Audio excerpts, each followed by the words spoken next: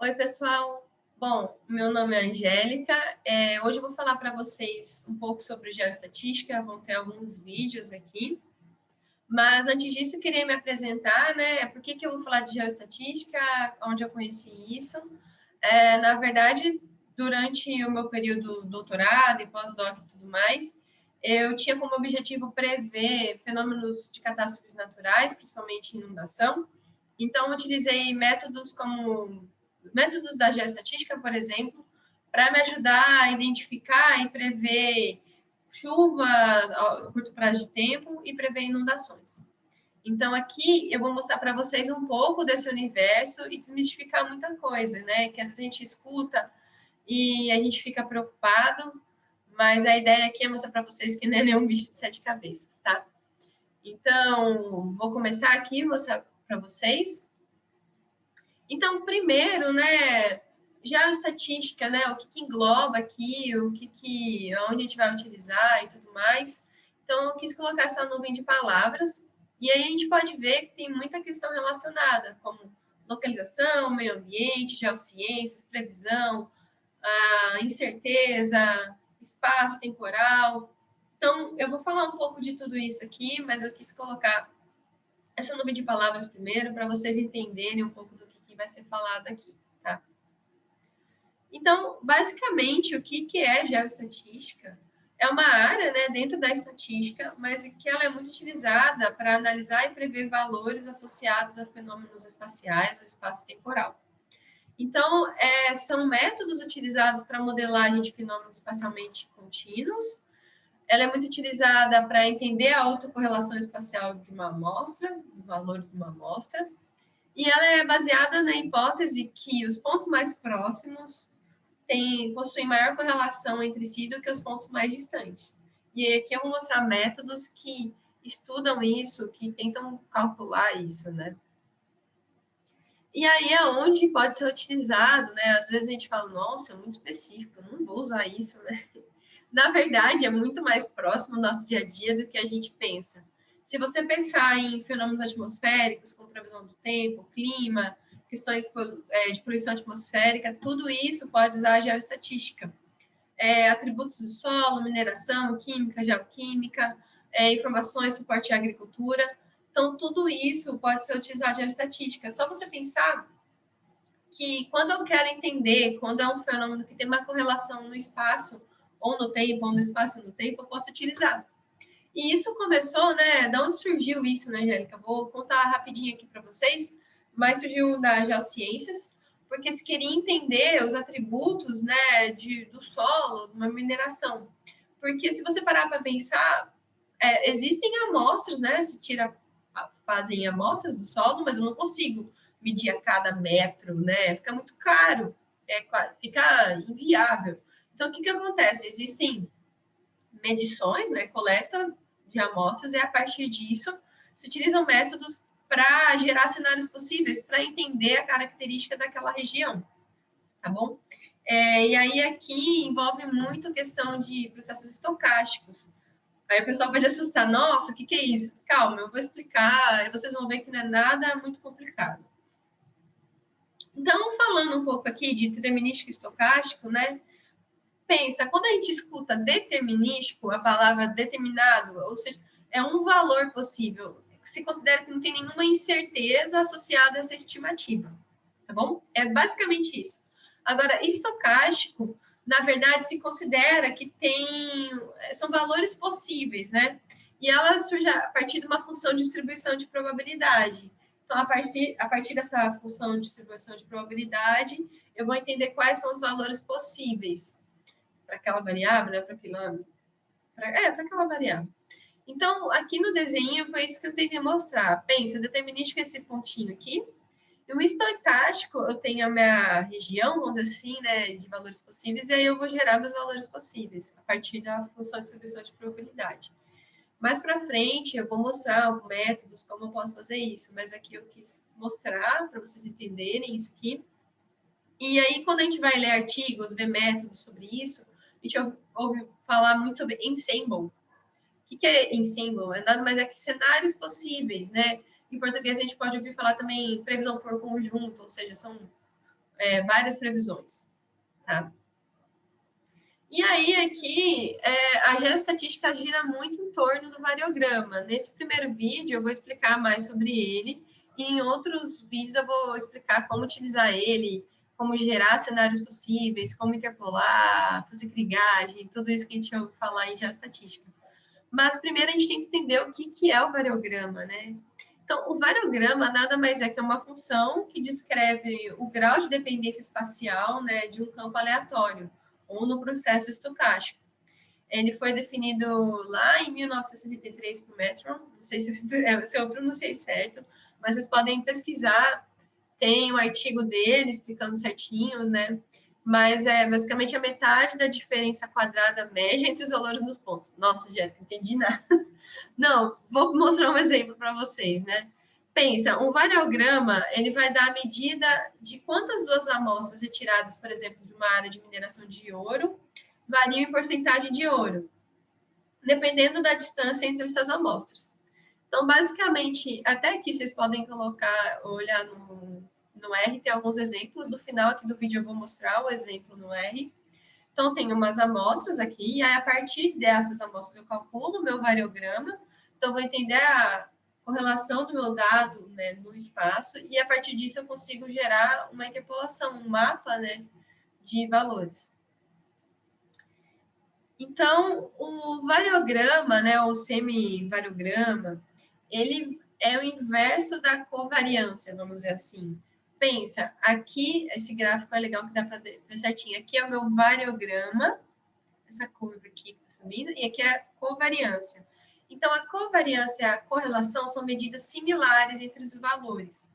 E a semivariância é uma medida de dissimilaridade entre os valores, ou seja, o variograma vai me dar até aonde, né, até qual distância, se eu olhar o espaço, minha amostra tem uma correlação. Ou seja, a partir daquela distância não tem mais correlação nenhuma, tá? E aí aqui, para entender os parâmetros do variograma, como é que é calculado isso, pensa que eu tenho um alcance, ou seja, que o H, e aí isso aqui que a gente fala aqui, por exemplo, se eu olhar no espaço, eu tenho um valor aqui, se meu dado foi em quilômetro, então vai ser em quilômetro, se foi em metro, vai ser em metro, e etc. O meu patamar, ou seja, a partir do momento que o meu variograma chega nesse patamar, significa que a partir daqui meu dado não tem mais correlação espacial. Então, aqui é o limite, tá? O efeito Pepita é que pode ser que algumas situações têm micro-regiões, né? Então, pode causar descontinuidade na origem do variograma. É só isso. Se não tem o efeito Pepita, começa aqui do zero, tá? E aí, aqui, esses pontos são os valores, a minha amostra. Isso daqui é um variograma, vamos dizer assim, teórico, né? A gente está mostrando o fit do variograma. Quando a gente coloca valores, amostras, né? As nossas amostras, vai estar bonitinho assim. Eu vou mostrar um exemplo, vai ter pontos espalhados. Só que aí aqui a gente vai ter funções, né? Encaixar, fitar o meu variograma da melhor forma, né? E aí aqui eu coloquei em português, mas que tem esse site, né? Mas da onde eu tirei essa imagem, mas quem quiser entender melhor em inglês também, basicamente aqui o range, o patamar, nugget, que é o efeito Pepita, seal, mas é mais para vocês terem essa noção, tá? E aí, poxa, como eu mostrei ali o desenho, mas como é que eu junto tudo isso, né, Angélica? Então, a função do variograma é basicamente, dado uma distância h, a função do variograma é igual à média das diferenças ao quadrado. Então, aqui é a minha função do variograma. Então, n é o número de pares de pontos, né, minha amostra, os pontos da amostra, separados por uma distância h, né? Então, valores no espaço. Então, nesse caso, eu tenho que ter a coordenada do meu ponto, lat-long, tem que ver o que vocês conseguem utilizar ali. Ou vocês, no temporal, tem que ver no tempo, né? Hora, minuto, segundo. Valor da variável regionalizada no ponto, x mais h, e o valor da variável regionalizada no ponto x. e a partir disso é calculado o variograma, tá? Aí aqui falando um pouco, né, do que eu consigo tirar do variograma, né, o que ele me dá de informação. Então, a gente fala que é a análise variográfica. Então, por exemplo, eu consigo identificar o tamanho da zona de influência em torno da minha amostra, ou seja, quanto no espaço eu tenho a minha correlação espacial. Às vezes é grande, né, por exemplo, sei lá, quanto? É só de 1 quilômetro? Não, 20 quilômetros eu tenho de correlação e entender isso. Presença de descontinuidade inicial, como eu falei anteriormente, efeito Pepita. Identificar a forma do variograma, né, patamar, se estabiliza, entre outros. E aí aqui outra coisa que a gente ouve falar muito, que às vezes confunde, né, a anisotropia, que na verdade o que é? Quando a variação espacial, ela difere nas distintas direções do espaço. Então, por exemplo, se eu mudar ali, né, a direção vai mudar a minha correlação. Então, existem alguns tipos de anisotropia, mas aqui só, né, para resumir, tem a anisotropia geométrica e a anisotropia zonal. Então, para você entender também isso, legal pegar a amostra e ver, né, tipo, só tem uma zonal, ver qual é a zona ali e conseguir juntar essas amostras e entender aonde ali tem maior correlação, aonde consegue tirar essa diferença, né? Ver se tem anisotropia primeiro, se tiver, conseguir fazer esses tratamentos, tá bom? Mas assim, só para entender, é muito difícil. O dado não sempre pode, não é sempre, mas normalmente pode ter essas questões. Então, eu estou levantando aqui como alerta, porque pode impactar se for muito, então tentar entender se tem e vamos dizer, esqueci, fugiu a palavra, mas a gente vê ali no espaço, limitar, tentar conseguir pegar uma região que tem maior homogeneidade, né, suas amostras, características e tudo mais. E aí, como eu falei, eu quero fitar meu variograma, ou seja, eu tenho a amostra, então tem um variograma experimental, que a gente fala, que são as amostras ali, medidas, e aí, para eu fitar, eu tenho vários tipos de variograma. Putz, mas aí como é que eu sei, Angélica? Eu vou mostrar um exemplo no R. Tem como você literalmente colocar teste, né? Então, eu quero spherical, exponential, Gaussian, eu tenho vários, tá? Mas eu coloquei aqui os que são mais comuns. E aí você ficar testando e até ver qual que tá melhor. Ou tem também no R um auto-fit do variograma, que ele já te mostra, de acordo com o histórico ali, histórico não, com a sua amostra, qual que é o variograma mais adaptado. Então, eu vou mostrar um exemplo no R. Mas aqui só para vocês entenderem. Então, é muito visual também, é uma análise visual. Então, você vai ver qual que se encaixa melhor ali com seus dados, né? E aí você vê que, por exemplo, o spherical, ele chega ali em uma hora do patamar, ponto, não tem mais correlação, autocorrelação, o dado. O exponential faz essa curvinha, você vê que sempre pode ter um pouquinho de correlação, mesmo distante, tá vendo aqui? O gaussiano também, assim, o esférico é mais, assim, chegou naquele nível, não tem mais correlação nenhuma, entendeu?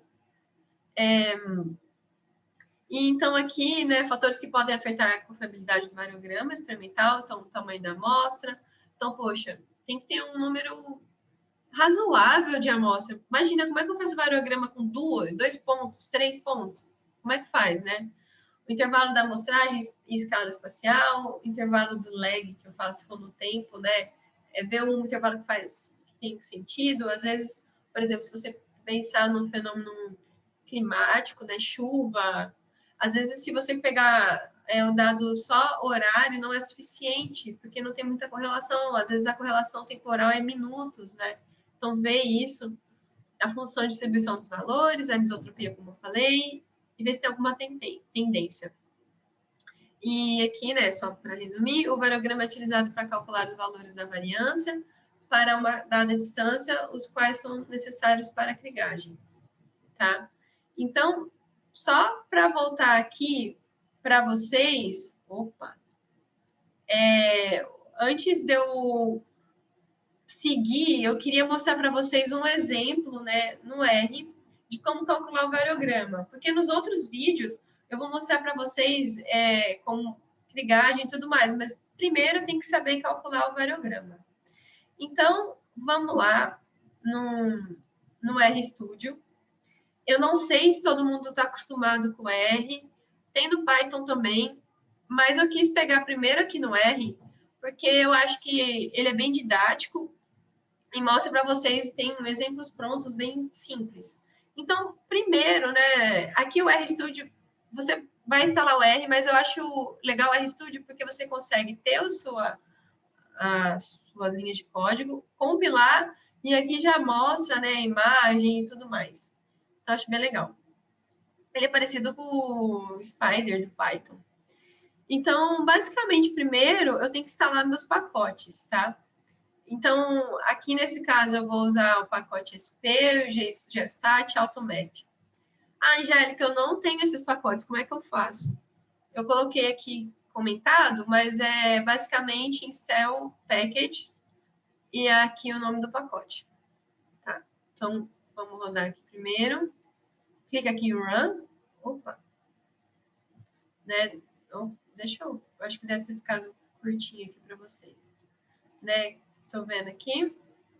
Então, eu rodei, só chamei os meus pacotes, tá? Que eu já tinha tudo já instalado. Aí, um exemplo de dataset, esse aqui, DataMuse, que é muito utilizado. Então, basicamente, aqui eu já peguei o meu dado. Uma curiosidade, se vocês tiverem dúvida, tipo, eu não sei como é que faz e tudo mais, no R, vocês conseguem colocar help em volta aqui e colocar o nome. Então, Muse, o que que é? Então, basicamente, ele fala aqui o que que é, né? Ele descreve. Então, basicamente, aqui é um dado de rio, né? E aí sobre metais, concentração de metais. Tá? Então, aqui tem os metais, ele descreve o que que é e tudo mais.